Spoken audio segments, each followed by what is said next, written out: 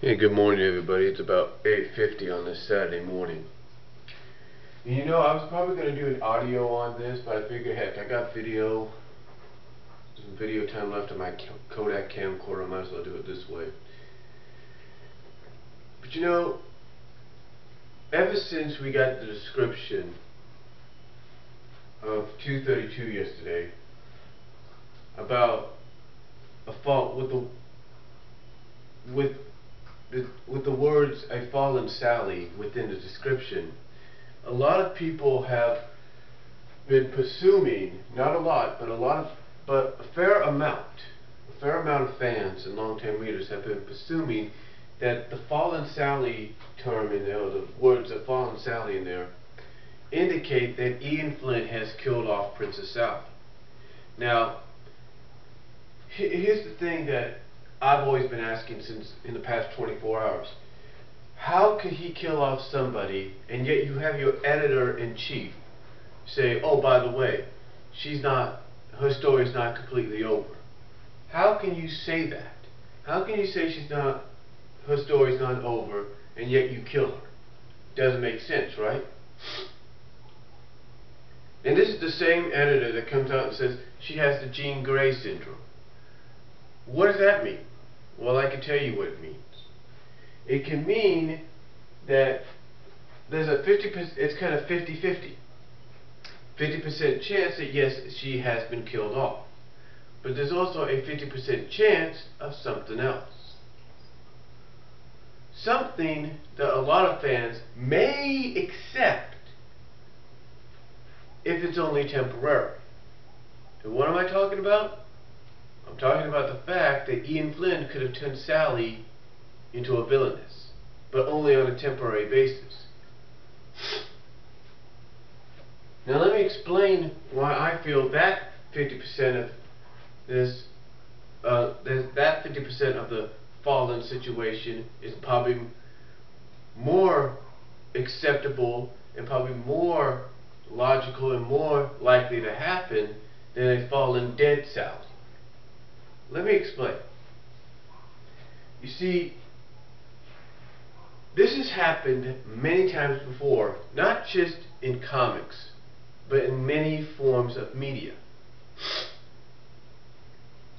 Now, the most recent time it has happened in the Sonic comics was during the 4 to 5 part issue, or 4 to 5 part miniseries, The Return of Urajak, or whatever it was called, Urajak Reborn, with Knuckles playing the role of Urajak. That was the only time so far in most recent times that a good guy or girl had turned into a villainess.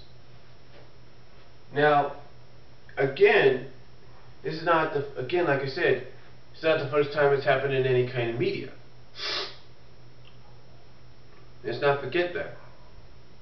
Let's not forget that some of the most popular shows in television have had this happen too.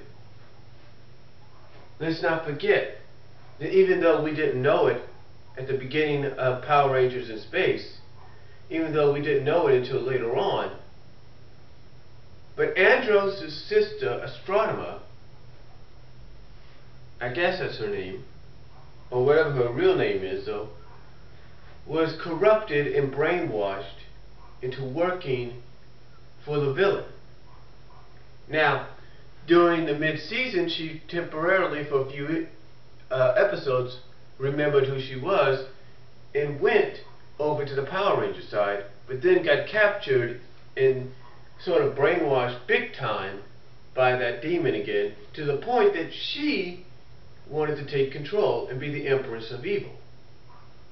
Now, that's one example. Another example is probably one of the most popular animes in history, Sailor Moon.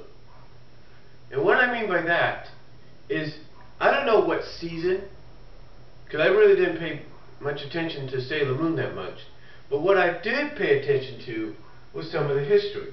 And during one of the seasons, Sailor Moon's, I guess you could say her daughter, or sister, or whatever it was, Chibi Moon, was manipulated by the darkness, if you will, and grew, and basically, by being manipulated, she was encased in kind of this cloud-like cocoon, and she ended up growing inside of it into the Black Lady, or whatever her name was. Sort of a mistress, a very seductive, sexual, sensual mistress, villainess. But this was only temporary. Yeah, it went on for a while, but it was only temporary, and she reverted back because she remembered. You see what I'm saying, folks, is if option B is where Ian Flynn is going, and that's having her be a villainess, it's not going to be for a long time. It's only going to be temporary. That's what Ian Flynn would probably mean by saying, hey, I want to shake things up. I want to show that not even your main characters are safe for becoming villains. Get what I'm saying? I know, again, like I said, I know some people may not want to accept it either way, but I believe that's what Ian means by shaking things up. I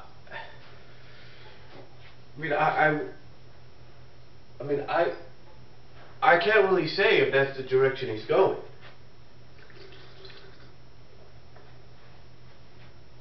But I will say this.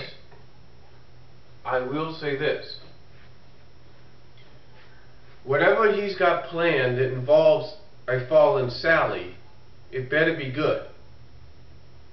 Because already, ever since this description came out yesterday, there have been fans and various websites and all that are pissed off. Some are saying, literally like now, that Ian has shown his true colors. And maybe he has. Ian are coming out and saying that, some have said that Ian has come out finally and admitted, just through what he's done, that he's a Sally hater. And that he's only pretended to like her for the fans. But we don't really know that. We can't pass judgment just yet. What we can say, though, is that whatever he's got planned, it either better be good, or he better start looking for another job. Now, some have even said that the reason he's doing this either way is just to make room for Amy to come in and be the new love interest. Maybe you're right, but maybe you're not. Now, I will agree that Amy, Sonic needing Amy's help may have to do with something that involves Sally. Maybe it has to do with the fact that he needs her help to revert Sally back to normal if she becomes a villainess. Again, remember, this has happened before in some of the areas that I have mentioned. So, that's all I'm going to say on it. You know, comment down below, tell me what you guys think. I'll probably type up something a little bit similar, if not different, in the message boards and stuff. But let me know down below what you guys think. Do you agree with my theories? And I will talk to you later.